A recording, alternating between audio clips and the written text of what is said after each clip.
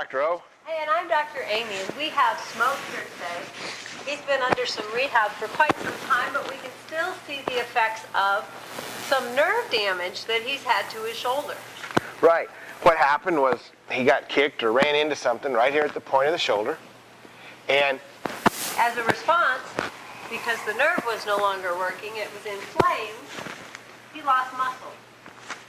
Because there's two ways that we can lose muscle in a body. One is to make the muscle inactive or not use it for any period of time. Usually that'll take 6 to 8 weeks. But we know that when the horse moves, it takes every muscle, every ligament, every tendon. So a horse can't not use a muscle? Not use a muscle. So the fact that he's lost this muscle tells us that it's because of lack of innervation. Yeah. Loss of innervation, nerve damage. All right. Oftentimes we'll see nerve damage in horses in other areas. Sometimes you'll see it in their hind end, and all of a sudden they have this really funny looking hind end where one side's dished and the other side's round. I've seen horses that have lost muscle all the way down the back as well. They have atrophy of the muscles on the back, and their spine shows up. It's a hunter's bone. But only one-sided. Right. That's a little strange. And what usually ensued was some kind of traumatic injury, playing in the pasture or getting run into by something. Repetitive use injuries, chronic saddle fit issues. Can occasionally do those on one side, yes. But what we have to remember is then the goal is to get the innervation back to that muscle, to let the brain know that the muscle's there so that it sends motor function to that muscle and makes it work again. Nerve transplant? Not in horses. Okay. But chiropractic and acupuncture can help this in a really big way. Smoke's getting a little upset with us. He's a little antsy. Can you stand still, mister? You must smell the treats in the pocket. Yeah, acupuncture works really well at helping to re-stimulate this area, to give sensory input to these fibers so that the brain then sends motor function back to that area. It's a really nice way to get some information to and from that area at a routine rate so that we don't exceed the metabolic rate of the tissue. So if we were going to use something that had a high metabolic demand, like a TENS unit. Right. Maybe we should define metabolic demand for our clients, for our audience. When we're talking about metabolism right now, we're talking about each individual cell that are within the muscle structure and fibers of this area of his shoulder. Each individual cell has to be able to take in nutrients, convert them into energy, build proteins, and then excrete the waste products.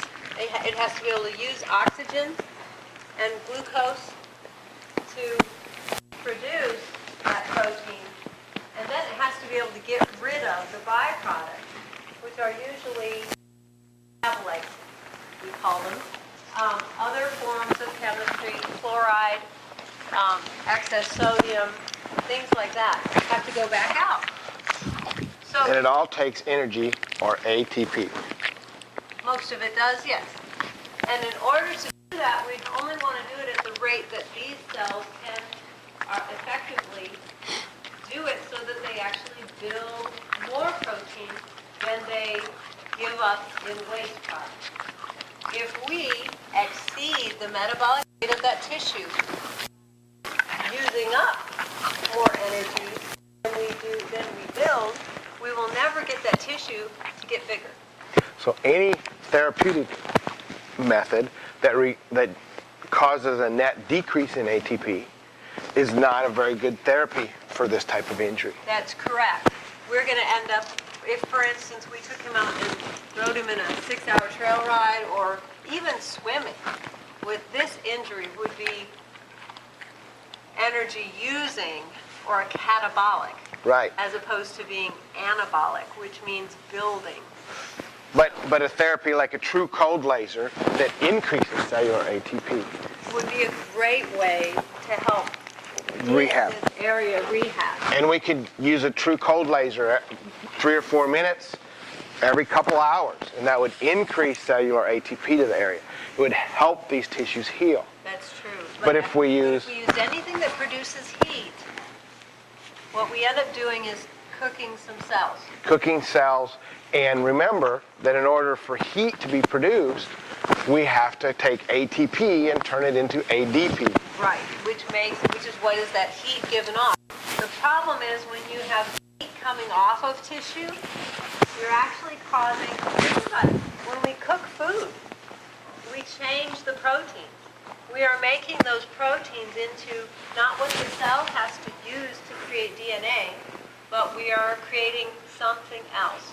And right now we want to, as efficiently as possible, create new DNA to help those cells reproduce and split and build so that they can build tissue. Another therapy that would really help an injury like this would be an alpha stem, which is a very, very mild current. And we could actually put some X's on here. And the mild current, microcurrent, 1/100,000th of a TENS unit, which you can see your muscles twitch with a TENS unit. But this is really minor. We put the X across here. It would increase the current to this area. It would help the brain realize that there is a muscle there that still needs to be fed. And the alpha stem is such a low current, it actually increases cellular ATP. It works very similar to some of the function of acupuncture. Acupuncture. Acupuncture is a little more specific and really needs to be in the hands of a professional. Acupuncturing this area about once a day for a week or so will actually shorten the recovery time on this injury.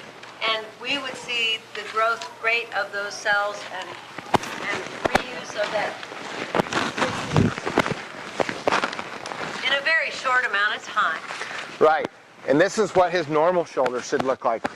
He says, I want to show everybody my good shoulder. I don't want to show him my bad shoulder.